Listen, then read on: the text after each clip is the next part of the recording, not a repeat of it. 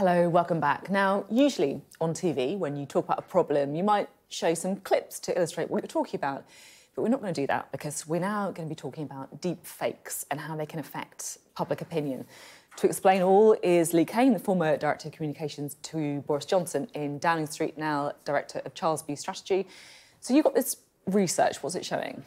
So we conducted the largest ever single view into the UK media habits, and in part of that we wanted to look at what news people were getting their news, where were people getting their news from, why they were using the platforms they were, and what this means for the sort of broader national conversation.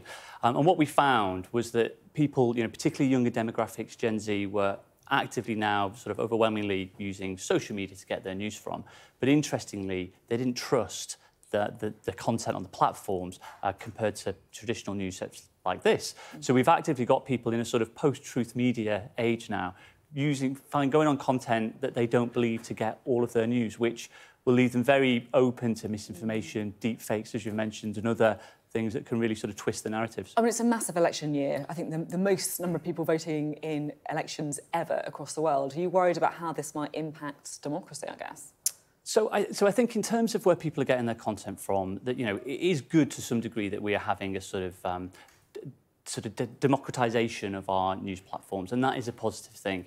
But I think also, we look at certain areas where it can be slightly insidious and problematic. Vaccination rates is a really interesting area. We've seen a 20-point drop in trust in vaccination rates since the end of COVID, and that's broadly because the government has left the field and isn't making the case of why it's important to get vaccinated. But there's conspiracy theorists and anti-vaxxers now with platforms of 5 million people, when years ago it would have been a very small audience. So I think to combat that, government needs to start making a case, whether it's businesses, campaign groups, on why you should be out there and making the case for these things and winning the argument. You describe it as a post-truth era. I mean, I think some people might find that slightly ironic, given you were Boris Johnson's Director of Communications. How was his relationship with truth? So, I mean, I think we're talking about slightly different purposes for such things, because, in terms of in politics, you are on two sides of quite a polarised debate often, and you'll have different opinions on an issue, and those opinions can both be valid, and it's about framing an argument and, winning that. But I think what we're talking about here is situations where people are creating maliciously, intentionally false information to try and twist, as I say, something like vaccination rates, which can have hugely impactful negative consequences. On the programme today, we've been talking a lot about our voters panel and how they're feeling about the government. And what we've been looking at on the voters panel, it's a group of people who voted Conservative in 2019. So, the election campaign that you were front and centre of, and where they're going to splinter to now. What are you picking up on how the voters that Boris Johnson won over, are they still going to be backing Rishi Sunak? Is there any hope at all for the Conservatives? So I think anyone who's spent as much time in focus groups as I have over the last year or so will tell you it's a pretty gloomy picture for the Conservatives.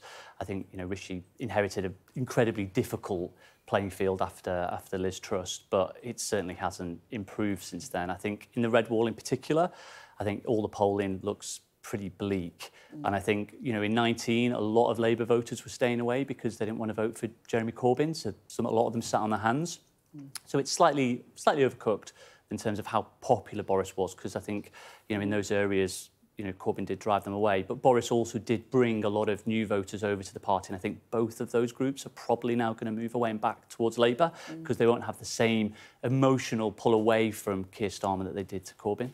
How about reform? Are they mixing things up, or do you think they're a bit of an irrelevance? I think they'll eat away at the Conservative vote. I think that's the big thing they'll do, because it's almost the flip side through. So those voters, some of them might appeal to reform, some of them will stay at home, and the Labour vote will be higher than it was in 19. So it's all quite a gloomy picture for the Conservatives. And if you were, still in number 10, advising the PM, is there any way back? So it seems to me that Conservatives are broadly looking at a sort of damage limitation strategy at the moment to try and keep as many seats as possible. I think looking at a chance to win the next election, to me, I don't see a way through at this point. I think the time for that would have been when Rishi Sunak came through the door of number 10 first time. I think this is a change election, whether the Conservatives like it or not. People, when you're in the groups, they want change. They're not happy with where the country is at the moment. They want a different direction. So we have a sort of status quo candidate. They won't win a change election. You see, this is it as well, isn't it? You said the chance was when Rishi Sunak came through the door. And I'm interested to unpick that a bit, because I guess some people around here might say, look, he's having to effectively clean up the mess from Conservative PMs who came before him, you know, Liz Truss, Boris Johnson, the 13 years of Conservative rule. He didn't have a chance from the outset. Would you agree with that analysis? Yes and no, if I may, because I think, you know, in part, the Conservative brand is obviously in pretty dire shape. And I think when Rishi Sunak walked through number 10, the Conservative brand was on the floor and it had been trashed, particularly by Liz Truss. I think, again, if you go through the groups and you can see a Keir Starmer now, every time he can, he will try and wrap Liz Truss around Rishi Sunak. We saw that PM Keys today, right? Exactly. She's incredibly unpopular with the voters, so there's a reason why they're doing that. But I think also, if you look at Rishi Sunak's numbers when he came into number 10, they were sort of in that middle range where people were undecided in quite high numbers. They thought he was a good chancellor.